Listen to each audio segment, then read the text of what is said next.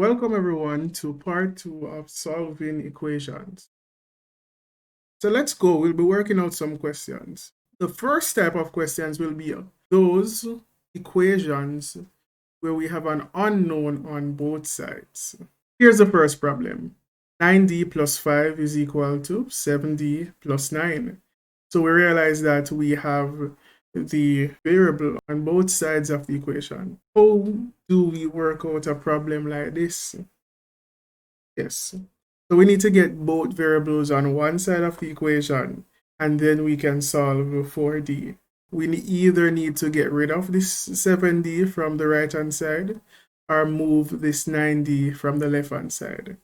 So we're moving the 7d. We have a positive 7d. We want to remove it. So the only way we can remove it is by subtracting 7d.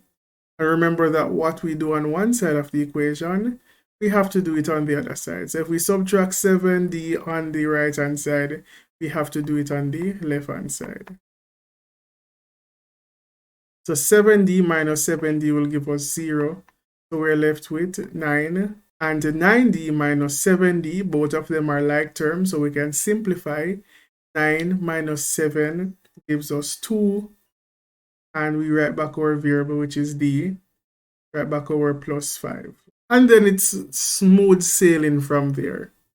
So all we're going to do now is get rid of all other terms that are attaching themselves to the variable and get the d by itself on one side. So let's move this plus 5 first. So the opposite operation is minus. Therefore, we're going to subtract 5. And what we do on one side, we do it on the other side. We subtract 5 on the right-hand side as well. So this gives us 0, so we're left with 2d equal to 4. Now we need to get rid of the 2 multiplying by the d, and the only way we can do that is by dividing by 2. 2 into 2, we're left with 1d, and 2 into 4 gives us 2. Therefore, d is equal to 2. The second example that we have is 1 minus 6x equal to 4 minus x. Same procedure like before, we're going to move the terms with the variables on one side of the equation, and then we solve for x. So we're going to move the minus x, and the opposite operation of subtraction is addition, so we need to add x on both sides. Again, you could move the minus 6x, but I will be moving the minus x. So we'll have 1 minus 6x plus x equal to 4 minus x plus x. Minus x plus x gives us 0. So we're left with 4 on the right hand side. We're left with 1 minus. We have negative 6 plus 1 gives us negative 5. Right back our x. So we have only one term with the variable. So now we're going to move all other terms that are attaching themselves to the variable. So let's start with this positive 1. We're going to subtract 1 on both sides. That gives us 0. We have negative 5x equal to 4 minus 1 is positive 3. So now we're going to divide both sides by negative 5. To get rid of that negative 5, that is multiplying by the x. Negative 5 into negative 5 goes 1x. And that is equal to negative 3 over 5. The next type of problems that we'll be looking on is equations containing brackets. Now, if you look in the right top hand corner, you will see a video on simplifying using the distributive property. You will need that concept in order to complete these questions. So let's go with the first problem. So we have 2, and in bracket 3x minus 1 equal to 10. So the first thing that we need to do is distribute. So use the distributive property to expand the bracket. And again, we multiply the term outside by each term inside of the bracket. So we'll have 2 times 3x to give us 6x. 2 times negative 1 to give us negative 2 is equal to 10. And from there, you just solve for x. So we're going to remove the minus 2 first by adding 2 on both sides.